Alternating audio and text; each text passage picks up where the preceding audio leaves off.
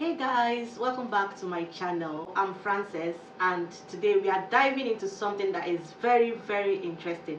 If you don't know, I visited Kenya some time ago and today I'm going to tell you guys the culture shocks that I experienced in Kenya. My experiences and things that shocked me so hard when I visited Kenya.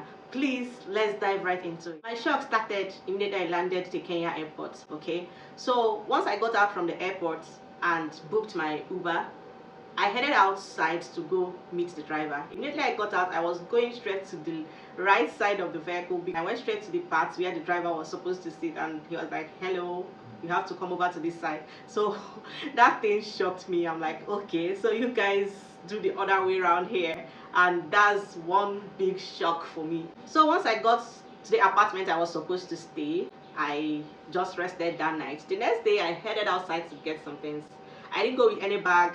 I didn't go with anything to pick up things that I'm supposed to be getting at the supermarket, owing to the fact that, okay, where we are coming from, once you go to the supermarket to get something, like the people selling things, they have these plastic bags, we call it nylon waterproof, that they put in something for you. So I went with my bare hands thinking that, okay, they are going to have something that they'll put what I bought for me. Now so I carry my things like that for hand they go for my apartment. There was literally no plastic bag in Kenya, like they don't do plastics. Rather they use this reusable bag. I'm going to leave a picture of it on the screen. They use these reusable bags and you have smaller one and bigger one. So depending on the one you want to buy, you can buy for 10 bob, 20 bob, and I had to get one of those bags so that I could use it throughout my stay in Kenya. Once I stepped out on the street and I noticed the matutu, the colorful boxes. He shocked me because we don't do that where I'm coming from. Our buses are maybe painted in the same color. If maybe the states, depends on the states or part of Nigeria you're living, they have maybe one particular color allocated to each state. But in Kenya, everybody they flex their color, they do their thing for their for their box, and it's looking so colorful, so beautiful. So when I saw it first, I was like, what's going on here? So they painted the cars and it was looking so beautiful, it was looking so attractive, and some of them will be blasting the songs in the car like it's looking like a nightclub during the daytime. Like there were so many people in the car and a lot of Kenyans they love the matutus, man, and it's like the Uber is for people maybe they are running late to where they are going to, but the real Kenyans are in the matutu jamming to their sounds and all. And also the motorcycles too. You see motorcycles driving by and they'll be hitting loud music. The driver that took me around Kenya then was like, do you people play loud music in motorcycles in your country? I was like, hell no, we don't do that where I'm coming from. So he was like, okay then, welcome to Kenya. Let me shock you guys, as in this one shocked me, but let me still shock you guys with this one. Where we are coming from, where I'm coming from, they sell meat like in the open market. I was looking for where to buy meat. I was asking around, where can I buy meat? And they pointed a house for me. I'm like, what? Why are people selling meat in their house? So I went there. These people don't sell meat in an open air, in an open space. They build proper butcher houses, like beautiful, clean butcher houses. Like you go there, no flies. They have these things that trap flies. You can't find any fly clustering around the meats, like everywhere. Them meat smells good and is freakingly amazing. I can't lie to you. Okay, another one that gave me a shock of my life is their mixture of English and Swahili. You'll be talking to someone right now, like, okay, the next minute you ask a question in English, the next minute they'll be like, mixing it up with Swahili. I don't know what they say, but the mix of the English with the Swahili, and I'll just be left confused. Like, what are you saying? Please speak to me in English. I don't understand Swahili. They'll be like, oh, okay, I'm sorry, and they'll say something that I could understand. So that one, the way they mix their thing, they'll just switch from English, proper English to boom Swahili. I'm like, oh, okay. Now, here is a very positive shock. These guys are so welcoming, they are so warm, they are so chilled. Tell me why, like, you come to a country for the first time and people there are not looking too angry, like they are not looking like they have come to beat you up, or they are angry with you for coming to their country, because some countries are like that. When you're entering, you'll be seeing some mean faces, but it's not like that in Kenya. their immigration checks was the fastest I've ever had in my life. Like when I went to Gabon, I spent almost my life at the immigration check. But for Kenya, it was the fastest I've ever experienced in my life. Like few minutes they were done and they were like, oh, welcome to Kenya, what are you here for? And I said, and that was it. I went to change some money, my phone was down. I met one of the guys that were selling cards, like SIM cards for calls and data. So I met him, he just warmly welcomed me, told me where I could power my phone and make my calls and order my Uber. Guys, they were so warm and I felt welcomed immediately I entered Kenya. And also they smile, like they smile, they laugh a lot. They are so welcoming, like so welcoming. Like where we are coming from, as someone that make content, I know I get people giving me that hostile attitude when you're close to them with cameras. It's not the same in Kenya. Like I visited a place where they sell meat, which I've posted in my channel. I visited a place where they sell meat. Like these people literally were so comfortable with me making my videos. They even joined me to do a challenge. Like they joined me to do the challenge. Like they didn't know anything about the challenge. I just gave them tips on how to do the Laho challenge, desperado, many. They had to join me like immediately, picked up their lines and they did the challenge. No stress. They are so welcoming, they are so friendly, and it's something that I love about Kenya that I'll go visit again some other time. Traffic in Nairobi is not for the faint-hearted, my guys. Oh.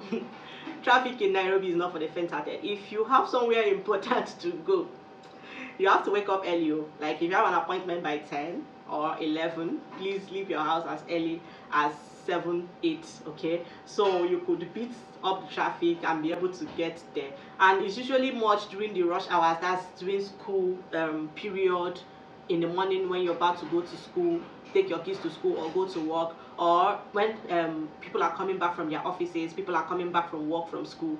During those hours is usually jam packed. Like there are so many cars, there are so many bikes, there are so many matutus, like everywhere will be jammed. Like I was coming, when I went to the west side for something actually, when I was coming back, I think I left the west side at about 3 p.m. in the evening, and I go home about 6.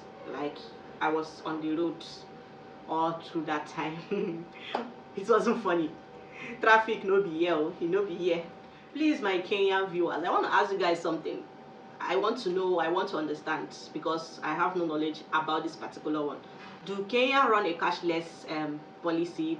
Do you guys have a cashless economy or something like that? Because most times that I hire a ride and I come with cash, most times they wouldn't have change, they wouldn't have small money to give me back as my change, and either you end up leaving it for them or you go to buy things from shop. Because if you even go to other shops and be like, okay, give me, they don't have change, they know they have change.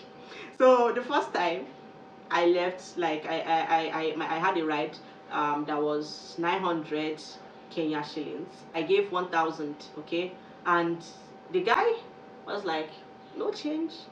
I'm like, oh, you have a car, you're supposed to have change in your car. And they're like, no, that do I have M-Pesa? I'm like, no, I don't know what M-Pesa is. What's M-Pesa? So you're like, oh no, we are so sorry that they don't have change. So you had to go to some shops and ask around if they could give, which they did not. And that day I let that go. But on the second time, I had to go buy something and get small change available, because if you convert that money that you're leaving for that driver, convert it to my currency, it will cook one pot of soup for you. So I'm not taking that chance.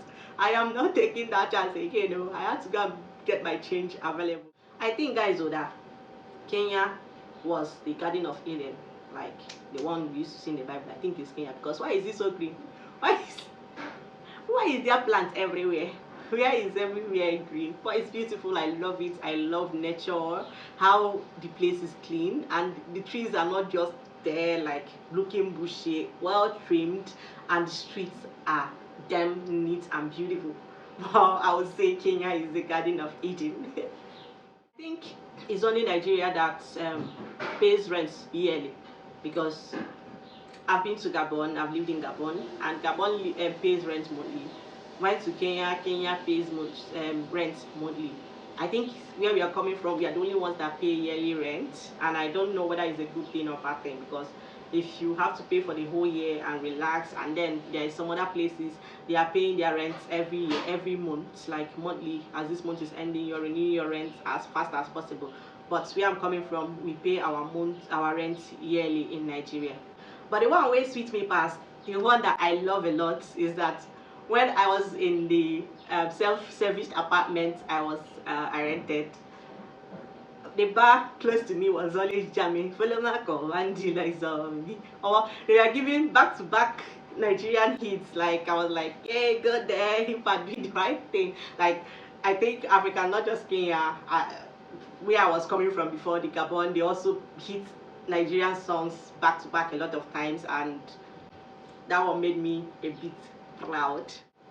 For the weather in Kenya, I feel is mostly chilled a lot of times, and we are no AC. Like there was no AC where I lodged, where I stayed.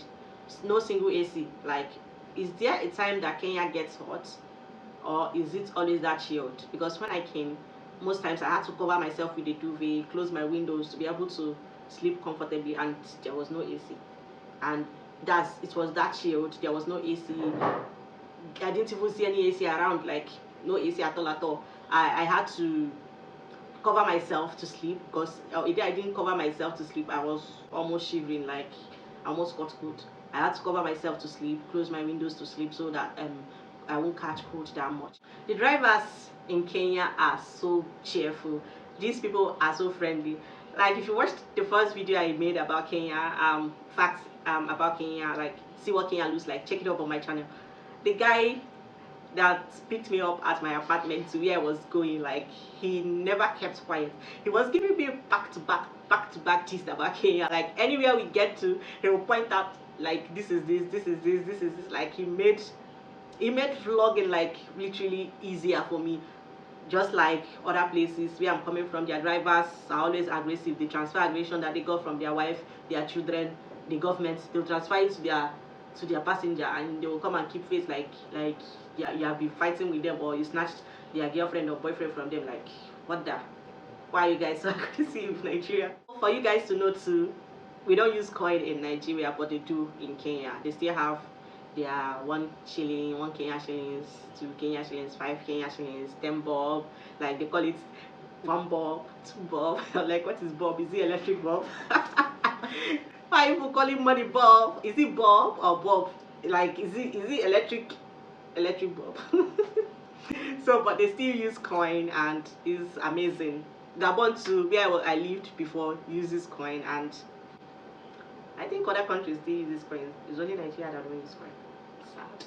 The only experience that I had in Kenya that got me a little bit upset was the driver that took me back the day I was coming back to Nigeria. Like it was a rainy morning. I booked that ride around 6 a.m. in the morning. This driver, the ride in the app was showing 700 Kenya shillings, and I was like, okay, I booked the ride. So the driver called, I was like, I can see the weather is bad, that can I give him extra 150 for him to take me to the airport? I was like, fine, it's okay, that I need to go catch my flight as soon as I can. So we got to the we are going, it was okay, nice. Driver never told me that I was the one that would pay for the toll gates, passing from at the toll gates. Like I wasn't aware of that. I had to pass through the toll gate. Like immediately we passed through the toll gates, so driver was like, okay, that my ride includes passing through the toll gate, and it increased from the extra 150, that's 850, increased to I think 950. So as we got to the parking lot, and he was like, oh okay, that's the parking lot. I gave him 1,000, and he was supposed to give me change, and he was like, he doesn't have change. The same issue that I had with change. He said he doesn't have change. I'm like, oh, what are we going to do? He stepped out, went to I think an M-Pesa shop or something, and he said they weren't opened. So he came back and was like, okay, that they have increased the money they've charged him for parking longer than he was supposed to park, and the money has increased again. So I'm like, what's going on? So that means I'm not getting any change from this money I'm giving you now.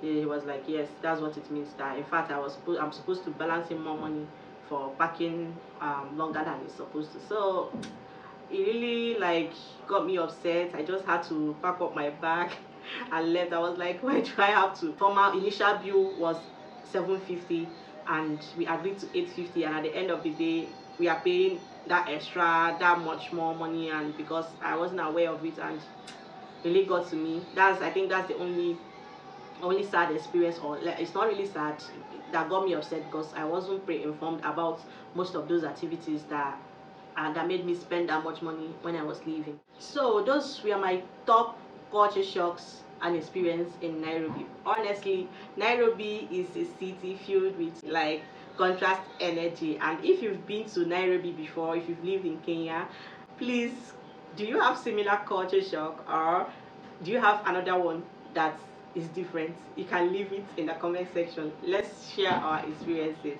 Thank you so much guys for staying till the end of this video. I love you, and don't forget to hit that subscribe button and join this family. See you all in my next video. Bye.